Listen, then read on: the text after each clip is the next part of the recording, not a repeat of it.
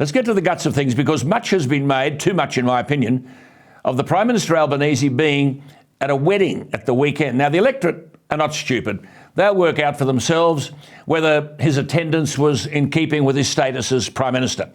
That is not what has angered Australians. They see a Prime Minister having a good time when out there in Struggle Street, the wedding day for Albo was a dark day for households and business.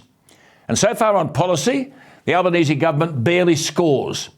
Bowen, of course, will be the architect of Albanese's downfall. I've told you that before. He was the architect of the downfall of Bill Shorten. Remember Bowen's punitive and divisive tax policy and his arrogant challenge to the electorate, if you don't like it, then don't vote for us. Well, we didn't. Now the Liddell Power Station in New South Wales is closed. Other closures are pending. The Simon and Garfunkel song has never had more residents. Hello, darkness, my old friend. The Albanese government, via Bowen, has made energy reliability weather dependent. It won't work. And while this is happening, the same energy ideologues are wanting everyone driving electric cars. Where's the electricity come from?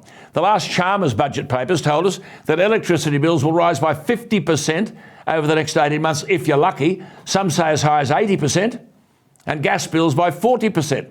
So far, no answers from the Albanese government, who promised the exact opposite in the lead up to winning 32% of the votes from the electorate. And with that, of course, government.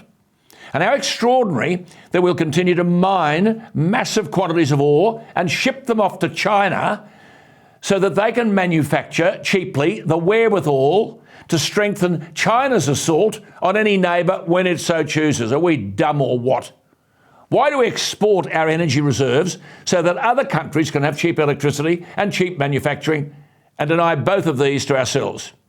I told you that Bowen, unchecked by Albanese, would be the author of the national economic suicide note, and so it's happening.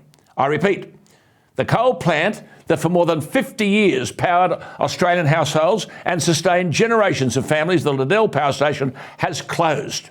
You've got wealthy people like Cannon Brooks, who's AGL's largest shareholder, talking about greener electricity. Brooks wouldn't have a clue. But the Liddell closure will be followed by Bayswater in New South Wales and Loy Yang in Victoria. So while Albo's enjoying himself, households are struggling with increased energy costs, high inflation and high interest rates, and they've gone up again today. Even the unions understand what Bowen and co don't.